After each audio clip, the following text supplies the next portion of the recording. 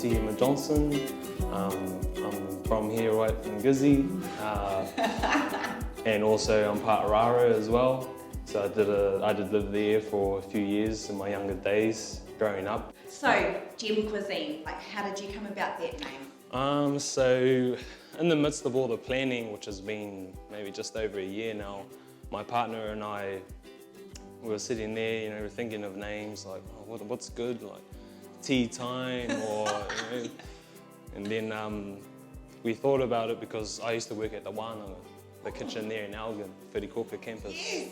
Yeah, Yes. and there'd be some older woman that would make a comment about me in the kitchen, or they'll ask the other staff like if I'm on and that sort of thing. They'll be like, "Oh, where's the green-eyed chef?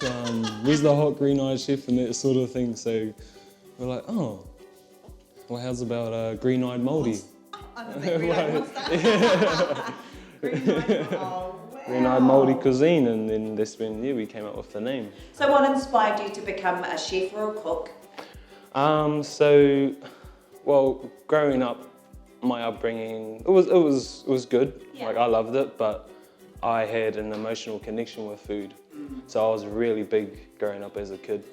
So so I was, we're gonna bump it. So I was, I was obese for my age from 10 to 18.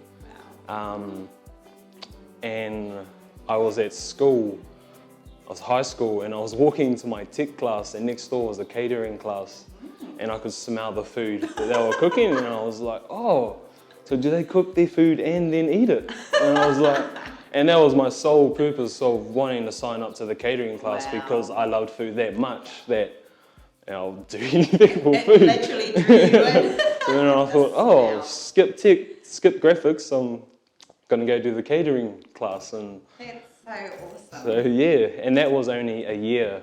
You only could do that for a year at Boys High. So on my last year, I was doing Gateway work experience, and that was with the Gisborne Deli with Darren Klein. Not just a pretty face, eh?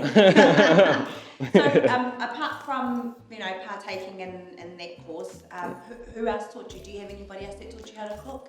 So on my father's side, my nan, she was a part of the Lions community in Wairoa. Yeah. So she always did a lot of baking, like from eclairs to just pies and quiches and everything like that. But I never really took it in to learn from her.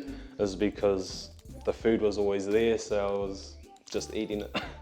I was always the taste tester, so. What was the first thing you learnt how to cook? The first thing that I learnt how to cook was a chicken chow mein from my nan. Well, it wasn't, okay, so it's not bolognese. No. You went straight there. We're real plain, real simple growing up, and I think this was the other challenge with me learning how to cook, because my palate wasn't as great as it could have been. If there was a dish that represented you as a person on a plate, so if you had to serve who you were on a plate, what would that be? Well, I'd have to say coconut buns. Yes. I mean, yeah, like we have here, but Yes. For that reason being, it's bulk, it's sweet. I mean, it's soft and Filling. So. So if you were to cook a meal for the pa or at a marae for, after a noho or for a wānanga, what would you plate up? What would you dish up to the whānau? About 150 people? Oh, okay, no, let's go. I know you're a Gizzy boy, so let's go. It's 500 people, everybody's at the pa. What would you serve them? What would you cook up? Well, for that many people, I would be smoking a lot of eel and fish, even salmon. Yum. Yeah, pretty much a lot of kaimoana if it was going to be at the pa, but. If you could create a dish that best represents the Tairāwhiti Arts Festival, what would you consider making? I would like to do a ramen, because I do love the Asian cuisine of food, but with the ramen you have your soup, but then you have so many elements within the soup. So very much like the festival. Yeah, you got different ranges, different kai, and people from different ends that have their own experiences and techniques with cooking. So if you could travel to any destination in the world to specifically go and eat something, where would it be and what would it be? it would be Hong Kong. Oh, I'm going all on Asian now, but I'd love to go to Hong Kong. My partner, she went to Hong Kong like in their 20s, sort of thing. So, and she loved it, and I just seen the photos, and it just makes me more wanted to go there, and it'd be dumplings. Out of everything, it was dumplings and just their sauces, their cultural fusion that they have. It's like it's crazy. What's that special, what's your X factor? Like when people eat your pie, what do you want them to take away from there? So for me, the whole reason why I eventually ended up loving cooking, it was seeing the reaction on people's faces, all their feedback, positive feedback that I would get, and the experience alone giving them something, good to enjoy, and whether they've had a good day or a bad day, and there might be just something that they needed. So I just like to put a lot of aroha and passion into whatever I'm cooking. I'm telling you, love and passion, that is the key. Yeah. So if you cook with love, your food will just be beautiful. Yeah. Okay, nice and easy. I've got some quick fire questions. Yep. Now, the rule with the quick fire questions, it's either this or it's that. Okay. There's no in between and there's no both. Yeah. Kapai? Cool. Got the rules? Cool. Okay, quick fire, Yep. yes, know what it is. Right, here we go. Boil up or roast? Boil up. Kumara or potato? Kumara.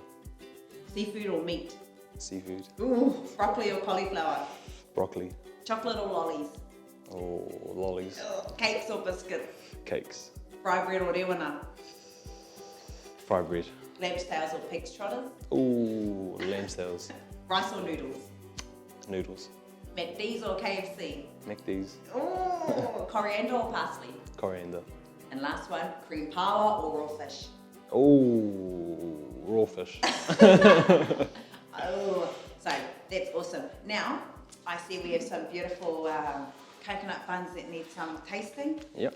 I'm happy to give those a whirl and taste some love, give some love. So if you don't mind, you can get stuck into it. Ah, cool, no worries. Let's go. So these are freshly done, eh? Yeah, made fresh this morning.